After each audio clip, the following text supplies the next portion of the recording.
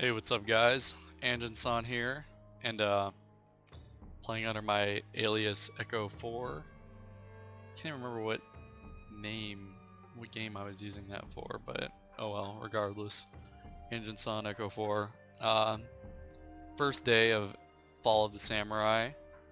Still don't know what to think. You know, there are a lot of changes with the patch. You know, as far as camera and the regular Shogun units, I don't intend to play with the regular Shogun units anymore, so I really don't care. But this first battle I'm going to show you is against a regular Shogun 2 player, and then I have another one as well where I'm fighting a FotS player. But you know, it's pretty cool. I told myself I wasn't going to jump into multiplayer on the first day. I would play single player and get used to some of the new elements, but you know, about 2 fights into single player I said screw this, and I jumped into FOTS. So you know, honestly I really don't know what I'm doing. I've got 2 units of cav hidden at both sides of the forest, and you know, cav and things like that are harder to micro, you know, now that we have this restricted camera, but you know, Total War players can adapt, so that's what I'm doing. So I've got some Matchlock Kachi, which are kind of like think about Matchlock Ashigaru. They don't really have good melee stats compared to Red Bear and White Bear Infantry. 3 White Bear Infantry. I've got 1 Spear Levy, which, you know, I figured my opponent would have cav, so it's always good to have some spears, but there's only so much you can bring with, you know, 5,000 funds.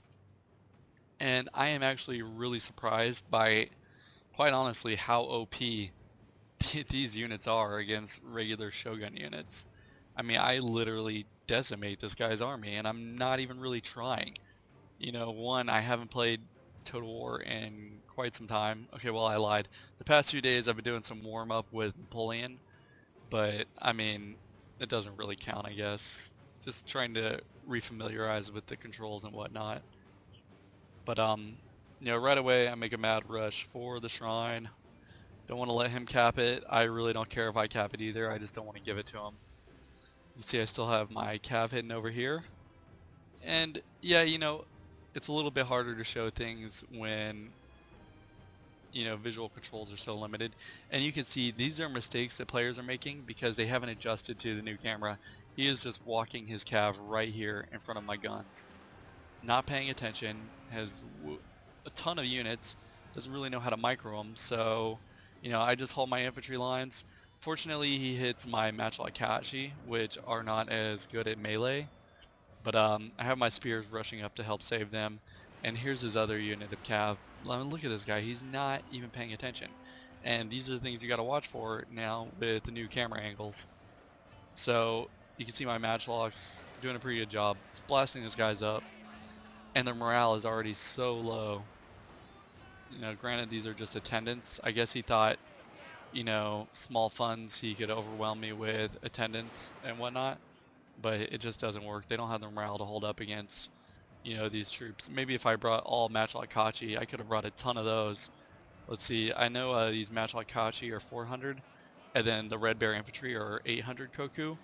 So, you know, that's, I could have brought 6 more additional units of Kachi instead of the 3 Red Bears, but I'm kind of glad I did.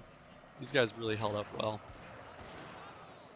And even though he manages to get into my lines, you know, it doesn't really matter. I've already got this one unit on the flank, you know, just circling around to try and get some covering fire on these guys' backside. Swoop my cav in, and that's pretty much that. I wasn't really too worried about my cav because I saw his majority of sword attendants and whatnot down here. And then he brings his general to go ahead and try to pop a rally, but it didn't really work out too well. So now his you know, general is right there available. Fortunately, I had to run through some Naginata attendants, but you know, once again, these guys' morale just don't hold up. I'm already repositioning my Matchlocks to try and get some flanking fire in here. And here he goes. Here's my Red Bear Infantry fighting Red Bear Infantry fighting his units. And you see these guys do hold up pretty well. They look like crap though. What is that crap on their heads? It looks kind of like dreadlocks or something. Sorry, my historical accuracy sucks. But Yeah, I managed to wipe out his Naginata spears with my cav for some reason. And of course they've got some flanking fire from matchlocks. But yeah, after that it's pretty much game. Just some bows, which, you know, the bows really didn't hold up well against matchlocks. Not at all. You can see he tried to pummel my general for a little bit and then tried to shoot down some of my matchlock units, but it just wasn't going to work. And I think these Red Bear infantry, yeah, they have a range of 125, so they have pretty good range. And that's the end of the battle. Got one more I'm going to go ahead and upload and show you. Alright, so got another battle here on Chikugo River, and this map looks quite a bit different too.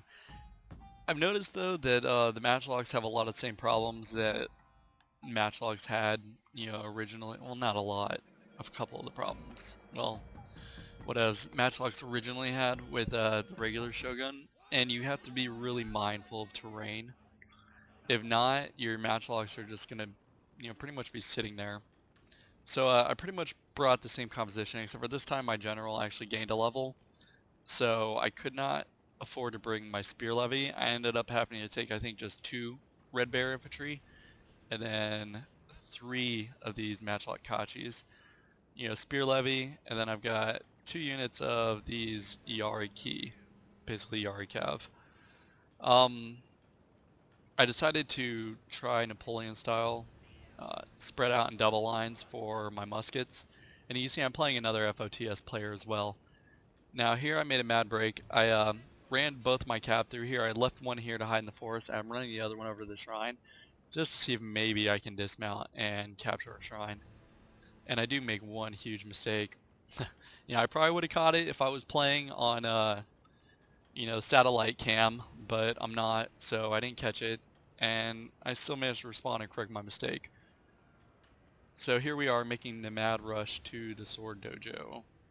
Once again, I have no idea I don't really care about capturing the sword dojo. I just know I don't want to give him the melee benefit. You see I've got my lines spread out pretty wide. You know, once again, you know, the reason to spread your lines out so far. Oh, and here's my mistake. I ran to try to intercept his cav as he was dismounting. So, you know, pretty smart move by him. He dismounted at the last second. I did not see it. So now I'm trying to pull my cav back out. And I'm going to bring my other Yari cav force around to hit them, to dismount and hit them while I distract them with this one.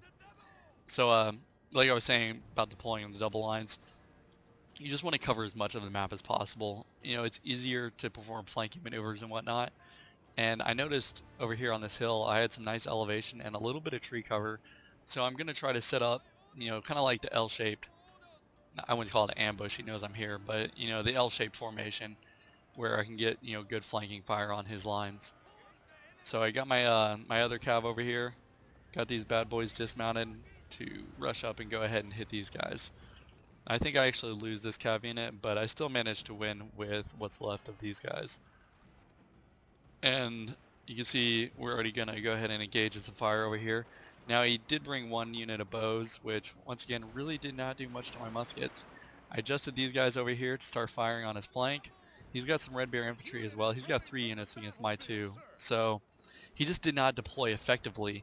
You know, he doesn't have all of his troops on the line, you know, concentrating their fire in any particular direction. They're just all kind of hanging back. And he did swing this 1 unit of infantry out. But, you know, by the time they get there, I've already got my guys deployed on this hill with some elevation, a little bit of tree cover. Although I'm not too sure how effective the tree cover is. But it can't hurt, can it? So here you can see I've got my line set up pretty good. I've got really good covering fields of fire. And I wiped out his unit of cav over here, and I have my guys capturing the shrine. You know, always good to have a shrine. Morale is a good thing. I'm gonna wipe out these matchlock kashi, whatever it is, pretty quickly. You know, I don't know, if somebody knows though about deploying in double, triple lines, let me know. It doesn't look like the back rank really does much. You know, I don't think they are effective at firing at the same time. Here I went ahead and rushed my spear levy in. just to cause some confusion in his lines and maybe distract and kill off some of his bear infantry. I really don't want them engaging my guys yet until, you know, I can get them good and shot up. So you can see that's why I went ahead and charged my spear units in. These guys have successfully captured the shrine, so I'm going to go ahead and send them to remount. It's always good to have mounted cav. And, you know, with this limited cam, players are going to be making a lot of mistakes. They aren't going to be watching their flanks. You know, it's going to be a lot easier to set up ambushes and things like that. So, you know, go ahead and take advantage of that situation. Get familiar with using this camera. And, you know, honestly, I hope they don't change it. You shouldn't have freaking satellite GPS navigation systems. You have this nice mini map over here, which is enough.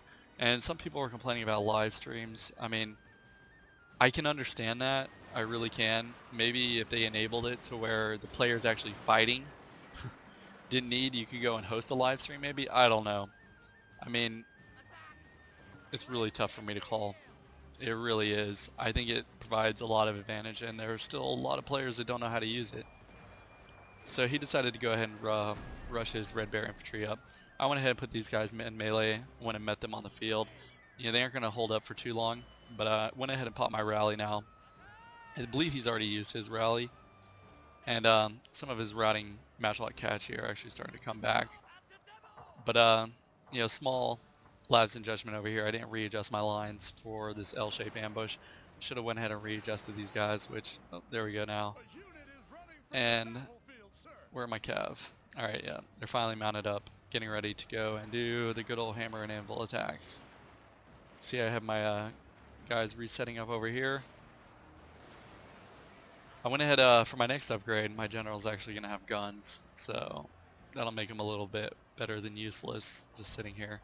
I didn't really want to risk, you know, trying to charge him in or get any kills or anything like that while I still have cav up. But the cav show up to the fight, and that's pretty much it. So there was a battle, non-FOTS and a FOTS fight. Hope you guys enjoyed. Take it easy. Probably be doing some more uploads. See you next time.